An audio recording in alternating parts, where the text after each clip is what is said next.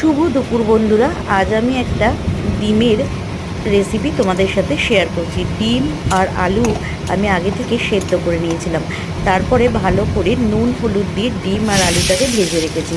তারপরে ওই তেলেই গোটা গরম মশলা আর পেঁয়াজ দিয়ে ভালো করে নেড়ে নিয়েছিলাম যতক্ষণ না পেঁয়াজের থেকে কাঁচা গন্ধটা চলে গেছে।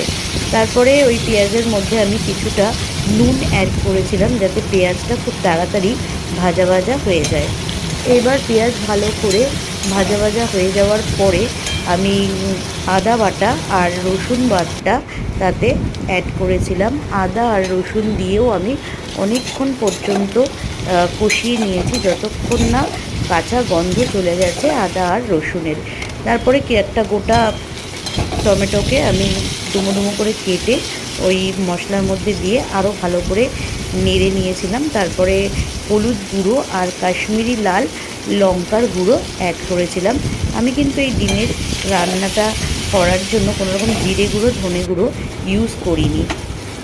তারপরে ভালো করে মশলা কষে গেলে ভেজে রাখা আলুগুলো দিয়ে আরও ভালো করে নেড়ে নিয়ে যাতে আলুর গায়ে মশলাটা ভালোভাবে ঢুকে যায়, তাই ভালোভাবে নেড়ে নিয়ে আমি তার মধ্যে কিন্তু জল অ্যাড করে দিয়েছিলাম।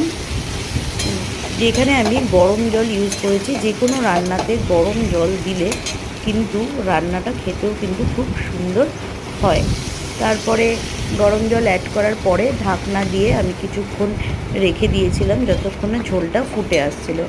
ঝোল ভালোভাবে ফুটে আসার পরে আমি ভেজে রাখা ডিমগুলো তার মধ্যে দিয়ে আবারও ভালো করে নেড়ে দিয়েছিলাম যাতে ডিমের মধ্যেও কিন্তু ঝোলটা ভালোভাবে ঢুকে যায়। এবারে শাহি গুঁড়ো গরম মশলা যেটা রয়েছে সানরাইজের, সেটা দিয়েছিলাম, অল্প পরিমাণেই দিয়েছিলাম, খুব বেশি দিইনি।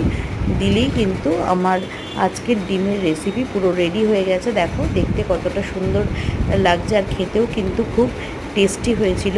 এইরকম চট জলদি ডিমের রেসিপি তোমরা বাড়িতে বানিয়ে গরম গরম ভাতের সাথে খেতে পারো, আর রুটি পরোটার সাথেও কিন্তু খেতে পারো।